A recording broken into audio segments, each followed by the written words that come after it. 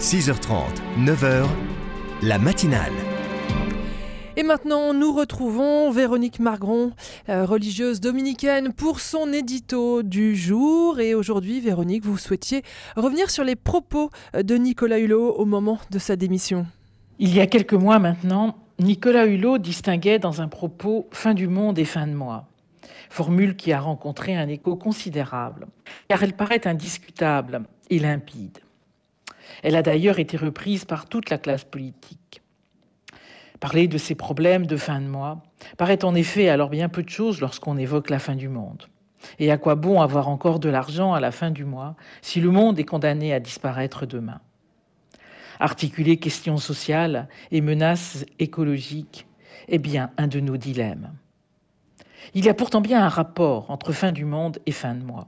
Depuis toujours, les croyances apocalyptiques sont surtout des croyances de pauvres, car ceux qui peinent au jour le jour ont bien malheureusement déjà une certaine expérience de l'apocalypse.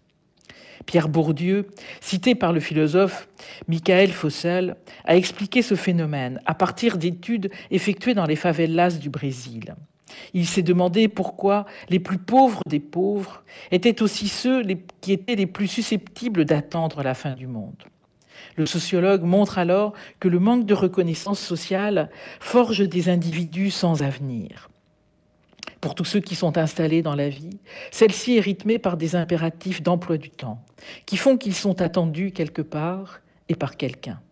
Sans doute vivons-nous cela comme une contrainte, mais tous ceux qui n'ont pas ces contraintes ou qui sont harassés par un travail si peu gratifiant ne se sentent, eux, attendus nulle part. Leur attente angoissée est alors bien centrée vers la fin du jour, de la semaine, du mois.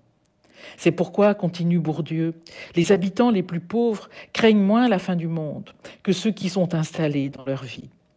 Quand rien n'est vraiment possible, tout devient possible. Tous les discours sur l'avenir, prophéties, prédictions, annonces millénaristes n'ont d'autre fin que de combler un des besoins les plus douloureux et les plus impérieux, le manque d'avenir.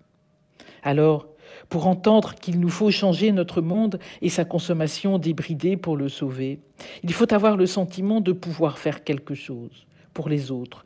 Mieux vaut alors que ce monde disparaisse. Alors à nos places, soyons avant tout des acteurs et des facteurs de reconnaissance si nous voulons enfin lier questions sociales et menaces écologiques. Merci beaucoup Véronique Margron et bonne semaine à vous.